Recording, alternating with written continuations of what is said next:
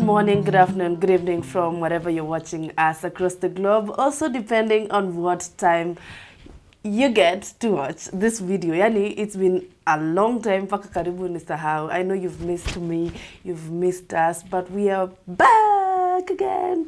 Are you excited? Because I know I am. Now, of course, I hope you've been enjoying the season, whatever it is. Hata kama ni mbaya, let me tell you something. Tough situations don't last, but guess what? Tough people do, okay? So anyway, today on the table, I brought the executive producer himself. Let's welcome King Kaka. We're back. You're back. Uko? Karibu sana. Ukafiti. Hata unakaa poa. Kweli? Because I chose your outfit, because the kamba in me was screaming. Yeah.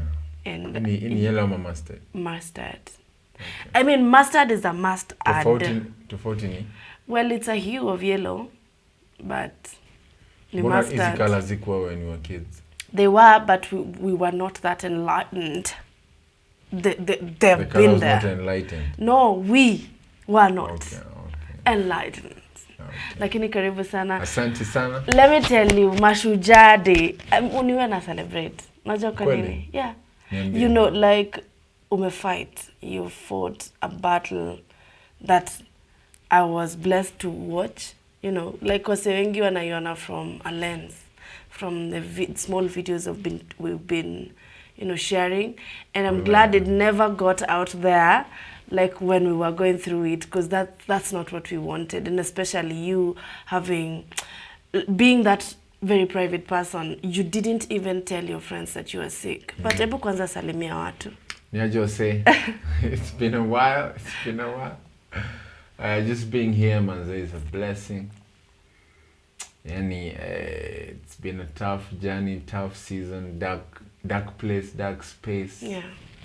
But you know what? We thank God, sababu now we are here. And we hope by having just this, at least we'll clear a few things, and appear we're able to inspire and just show people how powerful vile God yuko and the story too, vile zupika story. Yeah. But just life and appreciating life. Yeah, because after you guys checked Manifest, that's when we realized that we needed to do this, because there were so many stories from people, different stories, and even videos. People are sending us videos, and people are going through it. True. They're in silence, like in silence, awaongei hizi vitu. So tunafeel ni poa tu, tuonyeshe tu say the vulnerability bit of, being on this side, because it's not easy to just show your weakness like that. People look at vulnerability as weakness most of the times. True. But to me, I see it as strength, because you get to show an emotion, especially a man, an emotion that wase wengine wako zile ai nani mwanaume, so for us to basically share this is just to inspire, and just let people know that whatever season you're on, itaisha tu, but let's just go back to how it started. Like, I think ilianza mostly with the sore throat. Yeah, so I think nile time we had just gone to Mombasa for a holiday with the family. Yep. Sema manze tumepiga wax kidogo. Corona pia actually because of corona. Watu walikuwa wameka kwa house sana. Yeah. And we just felt man, ni poa, let them travel. Yeah, family holiday. So we traveled, tukaenda coast, tukajibamba. Then coming back after kama a week hivi, a few days. Yeah. I woke up one day, nilikuwa na sore throat nyingine, singeza kumeza mate. Yeah. Yani nilitry kufanya nikasikia uchungu. So now we rushed to the hospital, to the nearest hospital. And kuangalia, like, my sore throat was so bad. Yeah. So since I can't take oral meds, nipoa nipewe like antibiotics. Yeah. So I don't know what happened your time, but we didn't even notice, because after that I think it got better. Yeah, nilirudi fiti. Actually tulienda ilikuwa usiku, ulikuwa umelala kidogo, then you woke up and then it was like that. So we went to the hospital usiku. Do you remember? Yes. Yeah. Nakumbuka. Yeah. So now I started medication. Yes. I don't know me, I've never been that sick. Yeah. Never been sick. Okay, kwanza at that point tuseme I've never been sick. Yes, at that point. Sore throat, sijaikuwa na sore throat. Yeah. That intense. So I was given antibiotics for 5 days. Nilikuwa nadungwa 4 per day. Yeah. So every was it 6 hours? 6 hours. 6 a.m. Yes, midday, 6 hours. 6 jioni na midnight. So I used to drive to the hospital nadungwa, and I used to have a cannula. Ikaisha, then like 2-3 weeks sore throat tena ikarudi, and we started seeking now opinions from friends, from friend, doctor friend. Yes. So I think now mali sasa shida ikaanza, my test ikapotea, and you're like, is this COVID? So test after hiyo, I don't know what other symptom ikafuata.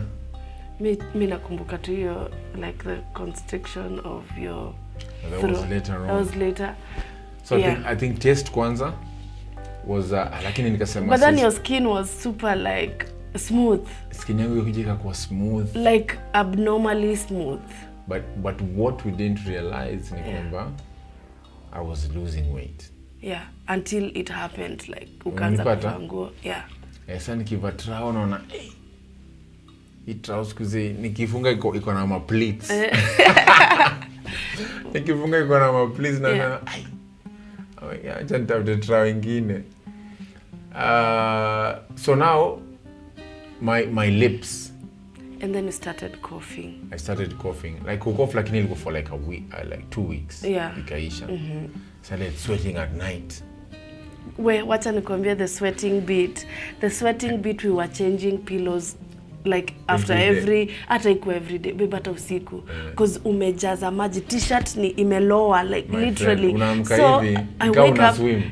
First you are feeling cold, and then you're sweating. So first mi naamka, ujavaa sweater, because it was during June, July, and it was really super cold. So nikujavaa sweater, pneumonia uogopi, and then nakushika hivi, yani t-shirt imejaa maji. Nilikuwa naamka in the middle of the night, niko na sweat, ni kama nimecheza ball. Imagine. Niende nikaoge or something, ama nioshe my face, alafu natoa top na nyingine. So I call my doctor, my doctor friends, wanasema okay, take this and this, inatulia for a few days. Then now shida sasa ikaanza. I think now the weight thing ikaanza kwa sana. Yeah. And we called a doctor friend of ours, and it was Stanley. Yeah. Said, hey Stanley, I think tuko na shida. So kwenda kwa Stanley, my weight is usually around 85. Hapo 85. By the time nilikwenda kwa Stanley ilikuwa 68. 68, yes. 68. And you went lower than that, but yeah, 68. 68. Lakini sasa yenye ulinificha. You didn't even tell me your weight. You lied to me. Nimeenda sasa kwa Stanley. You know now saa zingine wanaume na mnajua. Nini ni mbaya na wanaume? Why? Kwa nini mko hivyo? Most of you actually. No.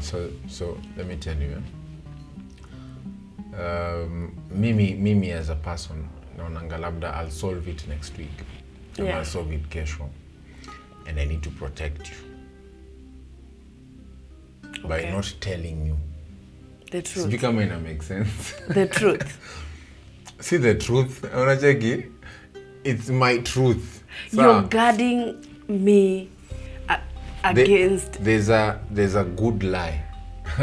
I don't think that. Niliona kwa movie flani. Imagine and it makes sense. Like there's a good lie. So the good lie hii hapa ni nimeenda kupimwa weight, right? And my weight is 68. Nikakuja na kuambia weight yangu ni 74. Imagine. So that's a good lie. Do you know why? Sitaki na nalala akiwa worried. Hata sitalala. Because why? It may come from a good place because I love her. So hautaki mtu unampenda alale worried. All this time you've not even told moms, it's not just me. Sitaki pia mother, it's a good lie. Mother anasema unaendeleaje kwa simu, I'm very vibrant. Let me tell you guys, if you called King during that season, mimi nilikuwa nashangaa because this man is super sick, like not really like super sick your time, ilikuwa super sick your time because I'd never seen you sick ever.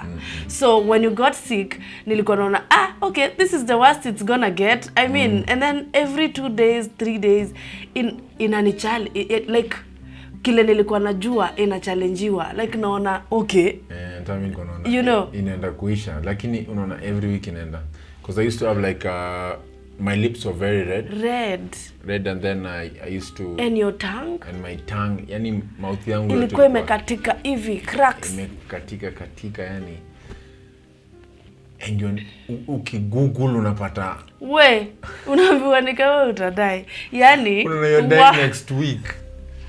So now we said let's not Google, twende tu seek medical attention, professional opinion. And we went to Dr. Stanley now. Stanley akasema, now we need to do tests. The weight imepotea hivi, it's bad. So we started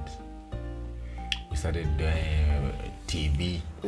Because now with the red lips and I think something was affecting my. It wasn't just that. Yeah. Do you remember the sputum? Yeah, the horror. So I used to have like a cup next to my bed. So a tumbler ya meja. Ilikuwa inatumika vingine kwetu. So I used to salivate sana. Alafu your saliva iko laced na mucus. I'm sorry guys, TMI, but yes. Yeah, iko laced na mucus. Na si mucus kidogo. You know, I hadn't looked at the cup because your tumbler ulikuwa unaifichanga. Nilikuwa naifichavo again. A honest lie. Really, a good lie. A good lie. Yeah. Unaget. So hii tumbler inafichwa. So one time I said, ebu niangalie umse anatema nini, and then I think ulikuwa unai dispense haraka, unaitupa, unaimwaga haraka tu, fasting umeenda umeitupa. So nikasema hiyo the next day wacha sana nikuwe tu rada nione nini ina happen. And then let me tell you guys, the most shocking horror. Then you see, bado mimi kila time naona this is the worst, in the worst kabisa.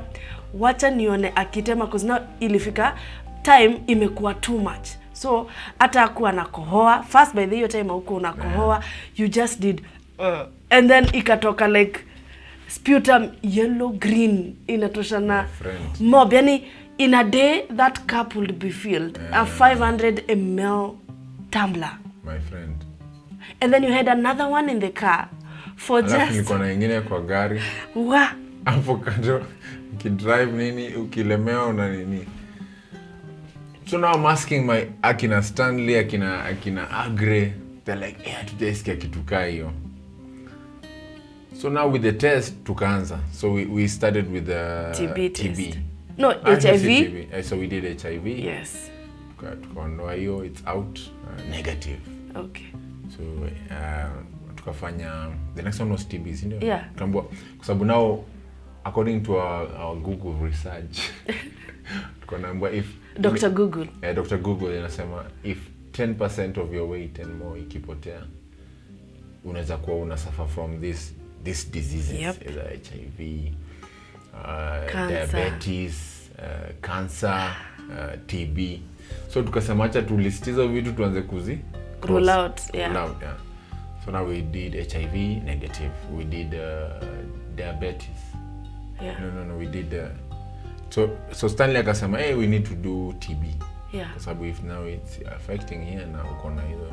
Na ulikuwa inafika babe, pia as much as ilikuwa unatoa sputum, ilifika time sasa ina dry. Kabisa, like mdomo imedry yote hivi na hapa hivi unasikia. So you have to sip water na unasikia uchungu. Nilikuwa nakunywa hizi 1 liter maji kama 10 in a day. 10 in a day. I used to buy the 12 pack. Yeah, the 12 pack. Within 4 days imeisha. Na ni mimi peke yangu sijashare na mtu yote. Yeah. Because now my mouth used to dry sana. So now situkafanya TB. So now since I don't know at what point we got desperate because now literally all the tests gonna come negative. Yeah. So we did the TB, come negative. Tukadu X-ray ya chest. Kambwa kuna kitu. But kulikuwa na trace ya what was this? Kulikuwa na trace ya pneumonia. Yeah. Kambwa ni labda pneumonia but so now which sikujua. Which hukujua? Yes, we had vitu cheki by the way. Alafu mimi sijui kusoma X-ray surely. Okay. So nakuuliza, okay, so this lung, what is this? Unadanganya. Guys, again, let's learn kitu inaitwa honest lie. Man. Anyway, do you remember how desperate we were with the TB test? Because you see, we thought tulikuwa tunaona okay basi sikuwe TB because we did because the worst would be cancer, you know. So guy, babe, nakumbuka tukinil down tunapray tunasema God acha tu basi kuwe TB. Imagine now we were so desperate, ilifika mahali sasa mnaombea disease flani, yeah. At least you have something cancer. You're treating. Yeah. But again now my weight bado inaenda tu. So I remember unakumbuka ile siku nao nilishindwa ku breathe. Na ilikuwa usiku katikati. Hata si ilikuwa around 9 friends were 9-10 our friends were Lucia did come home posh. Kidogo unaanza breathe and then sauti ikakuwa high pitched. Kwanza unajua nilikuwa upstairs nimejaribu. Nikaona labda itaisha. Na nikakuita, yeah. Kwanza nilienda kwa gari nikachukua sepsis nikameza. Na haiendi kitu and I can't breathe. Yeah. I can't breathe, nimeshindwa kabisa. So na umekauka. And then sauti yako imeenda. By the sauti yake ilienda iko like really high pitched. So niko twende hosi. I was wearing a onesie. I think ile day. Yeah. I was wearing a onesie, ana sina bra. Wewe ulikuwa tu sijui acha nikwambie mimi nakwambia ugonjwa will humble you. Aitambui drip. Yaani aitambui drip. Mimi nakushia tulienda hosi hivyo. Tulienda hosi hivyo. By the way, siaza sijui socks zangu hazikuwa nilivaa socks hazifanani. Airpods zangu zingine zilikuwa hapo nyuma sijaoshwa nikazivaa. Na sweater. Zilikuwa kwa mlango like they're supposed to be kuoshwa. When we got there, doctor now aka examine akisema wameshapimwa TB nini but then aka inject something inflammation. So there was inflammation. But then now bado kuna feel get solution. Yeah. So I feel get solution. So now we started doing so many rounds to Stanley. Yeah. And Stanley, big up to Stanley and Ali. So sad. Alikuwa anasema nao lazima tuipate, ananitanga Kene. Stanley tulienda naye high school. Yeah. And he became a doctor. Mimi nika decide kuimba. So any classmate. Yeah. Ananiambia Kene usijali, lazima tuipate Kene. So now we did so many tests na blood test nini tunaangalia kama white blood cells na nini function fiti and just to compare like the blood culture. Yeah. So we did actually a culture for TB because some zingine nilikuwa na our party the swabs nini negative. So my weight now bado inaenda. Sijasema when you were called by Stanley kunajua TB results don't just toka immediately. So I think ulifanywa na Thursday tukakaa Friday, tulikuwa tunajua Saturdays zitakuwa zimetoka or Sunday, I don't remember which date, and then I kutoka Monday. Unajua tu hizi wasi walikuwa wengi nini. So Monday ama Tuesday Stanley calls and tunangoja hiyo jibu, you know like and then akasema Kene manzi hakuna TB. You were so disappointed. Aki uliketi kwa bed. I felt nilikurumia. Yani imagine I was praying for a disease yani. Yeah, because you want to place a finger on. Unaelewa cause haiko inapatikana. But then now Kenya alikuwa nafikiria ni the worst. Yeah. Kumbe was nothing.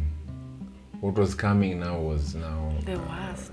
like a very dark place. Nikaanza kukonda kabisa yani. Yeah. And I could see it because now in the morning unaamka. Yeah. Ukienda kwa kioo. I started losing weight. Nilikuwa nime lose weight mpaka ukikaa kwa gari. Nikikaa nasikia uchungu. Kwa nyumba. Yeah, kwa we had to place things like this under imagine nilikuwa na kalia bottoms. Zile very light pillows, imagine. Na nikulala unalala kama chapati either hivi ama hivi, you can't. And mimi si overthinker, and I feel like so many people who have people who are sick, ama people who are sick, they can relate. Yeah. Me si overthinker. I think the overthinker in the house. Please, I take the crown. I have it. It's not falling off, but someday nitapona. It's a disease actually. Yeah, so now saa zingine the kids wameenda shule, niko home peke yangu. Wameenda job. Yeah. Niko naenda kwa hiyo kioo hivyo najiangalia hivi and I'm saying this is not me. Yeah. Your time trial imeniacha. Yeah, I remember nimeenda kwa boy wangu into a goose. Yeah. Akaniuzia 33. Nimwambia nilete trial ya 33. Ameniletea na menza nani? From 36. Yeah, nzana na menzangu. So now I used to wear track suits sana na I had like one jean. And then you'd wear a hoodie and a jacket on top. So if you So go every back to all time, my posts, ile time nimevaa hoodie na jacket, I was covering. We were concealing. And I would take kama nilikuwa nakaa kama 2-3 weeks sija post on IG. Na nikipost I'm always having a bucket hat na nimeangalia chini. Yeah. So and a mask. Hata there's a photo Actually your mask ilisaidia. Do you remember even when we were doing the little eye lives? Imagine. And this time that you got live with Okelo Max. Check it by the way, Okelo. Yeah, you got live. You had a mask in the house because your mouth was really inflamed. Ilikuwa red na imefura. Ilikuwa wow. So nimeenda kwa live Okelo Max. Mafana kuwetoa mask tuonekane. Uko kwa nyumba. Ati cheki si uko kwa nyumba. Nasema hawezi jua corona iko kila mahali manze. Let's not take nini. Yeah. So all that time I'm just we're trying to find solutions. Hata ukiona nimevaa ngepa your time. And now my weight ikashuka ikaenda to 65. Yeah. And now we just got worried. So now the reason why we went to the hospital is before we go to that time you went to the hospital, do you remember, let's talk about you not telling your friends, apart from, you know, like your closest friends. I think only 3 of your friends knew that you were truly going through it, and that's towards the end ndio sasa uende hospitali, you know, like towards the end kabisa. Hata tukitoka hiyo siku ulikuwa na inflammation, hiyo siku ulishindwa ku breathe, and I was driving like a mad person on that road going to the hospital. My friends. Coming back, we met 2 of your friends. Yes. I think there were 2 or 3. Yes, there were 2. And you were in a mask because of course una conceal vile mdomo pia imefura. And so tukusimama because ulikuwa na avoid, uko na hang out with your friends by the way. Yes. So we rolled down the window, and then one friend was like, because it was me driving, na huko hapa mi sina mask, uko na mask. So akakuenjoy, akakuuliza, Buda, unapiga mask na unashindanga kwa nyumba. So I don't remember what you said. Why didn't you tell your friends? Okay, again back to my personality. Mimi nakwanga mse, I feel like saa zingine when I'm going through something, mutakanga ni solve kwanza. I want to solve it first. And then now I stakangi kubaden wase. I'm the person people come to. Yeah. I don't go to people. Like, so this one time I was tested na everything I had. Na ilikuwa ni either mimi niende kwa wase, which I was not willing to let that personality go. So hata hiyo kutoambia wasee is just me being me. Kwa sababu mimi ndo usaidia wasee. Yeah. Mimi ndo na msaki wa kwa naoma, mimi ndo ndatoka home ni drive ni. I think hata mimi ndo niliambia my friends, mimi as the woman, I am not dying silently. Mimi sitakufa peke yangu. So my closest friends knew, like walikuwa najua we were on a journey together. They would pray for me. I mean my boys hawako wanajua nothing. I think walijua like 3 weeks before niende OC. Yeah. 3 weeks because now Kenya alikuwa ananipeleka nikafanya ma test with Stanley because I was thin, like nilikuwa nachoka. Yeah. And I would just lie down. Na hiyo time nachukua meds yani. Pale nilikuwa what you used to take like almost 15 tablets a day. 10 to 15 tablets a day. Zilienda zikipungua after 3 days, but then 10, 8, 7. Yeah.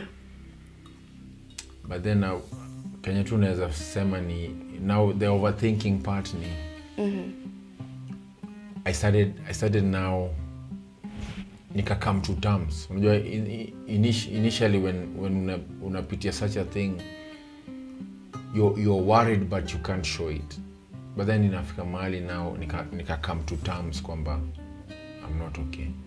Yeah, because you I think unakumbuka when you would say unajua mimi niko tu home because that was the first time unakaa at home like at a whole day. That had never happened. So also this is sort of like slowed you down. Yeah. And truly showed you. Imagine unaanza kusema ati energy levels zangu manze ziko chini, hata siko productive. So mimi najiuliza au uko productive, you're sick. Uwezi kukua productive. It was disturbing. Unajua workaholics wanajua. Like mimi nimse mimi naweza work the whole day. Yeah. Na nimekuwa computer, I'm writing, I'm doing proposals and I'm nini mpaka 3-4 am. That's true. Umeelewa? And this time hata nikifungua comp na feel tu nimechoka. Like even. Yeah. Umeelewa? So now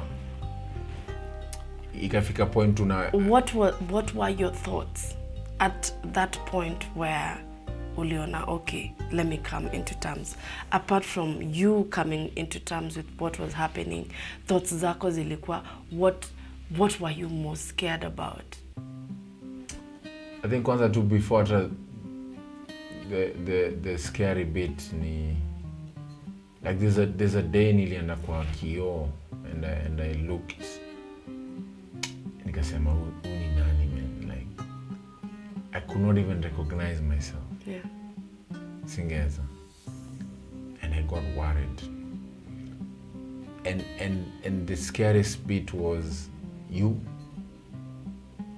and the kids and my mom and just the people wenye wako kwa circle yangu and people I love and people love me and hapo the first control. Yeah.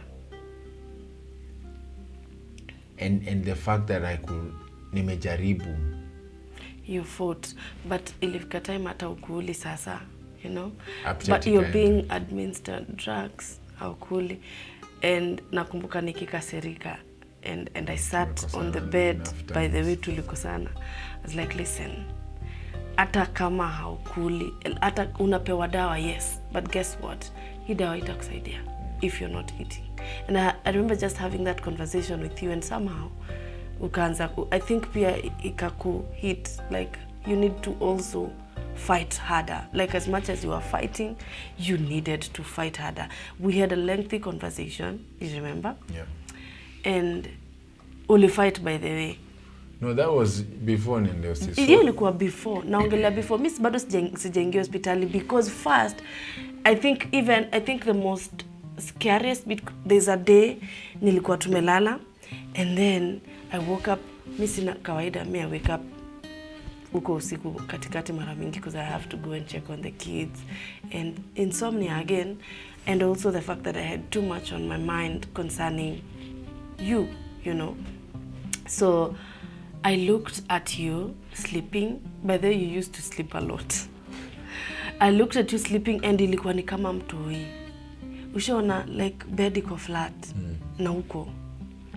And that was scary.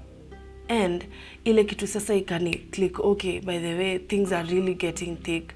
We were downstairs and Jizi walikuwa anafanya homework, Irama was playing, and then you looked at the picture, your family photo. Photo iko like right adjacent to you, and I think you had been having a conversation in your head, but then now you continued that conversation now loudly. So this is what you said, na vile napenda familia yangu aki, and then you cried. That was the second time I saw you cry. And I'm not going to talk about the first time, but that scared the hell out of me, because you don't cry, you know. So when that happened, do you remember what I did? Nilitoka, nikaenda like right opposite our house, Pastor Njoro. Unakumbuka? It was on a Sunday actually, because Jizi anafanya homework Monday. So yes, Pastor Njoro is a pastor at Mavuno. So I went to Pastor Njoro's, and thankfully they had been having like a meeting with other pastors. They came, pastors, were they 3 or 4? There were 3. With anointing oil. And I think I'll share a video of him doing now the homework after, with the anointing oil on his face. But we prayed, and somehow it was peaceful, you know. After. But that was really, really, really scary. Awogopi. What was going through your mind? No, as a man, there are things you hold dear as much as tuna hustle, tuna make dough. Yeah. We do it for the family. Like for me, I live for the family. Just mimi kukuwa hapo, unable to work and be myself.